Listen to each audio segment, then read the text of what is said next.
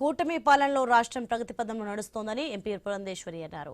తూర్పుగోదావరి జిల్లా అన్నపర్తిలో పలు అభివృద్ధి పనులను ఆమె ప్రారంభించారు. మన ఊరు మన జెండా కార్యక్రమంలో భాగంగా బీజేపీ జెండాను ఆవిష్కరించారు. రంగంపేటలో కమ్యూనిటీ హాల్ పనులకు శంకుస్థాపన చేశారు. అలాగే దుప్పలపూడి కాపవరం రోడ్డును ప్రారంభించారు. రాష్ట్ర సర్వతోముఖ అభివృద్ధికి డబుల్ ఇంజన్ సర్కార్ నిరంతరం కృషి చేస్తుందన్నారు.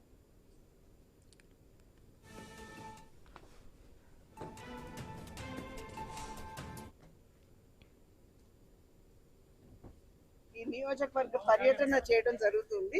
అనేక అభివృద్ధి కార్యక్రమాలు ఏవైతే సుదీర్ఘ కాలంగా ఇక్కడ ఉన్నటువంటి ప్రజల యొక్క అభిష్టం ఏదైతే ఉన్నదో అటువంటి కార్యక్రమాలన్నీ కూడా పరిపూర్ణం చేసుకున్నటువంటి సందర్భంలో వాటి శంకుస్థాపన కావచ్చు లేదా వాటి ప్రారంభోత్సవం కావచ్చు చేసుకుంటూ వెళ్తున్నాము.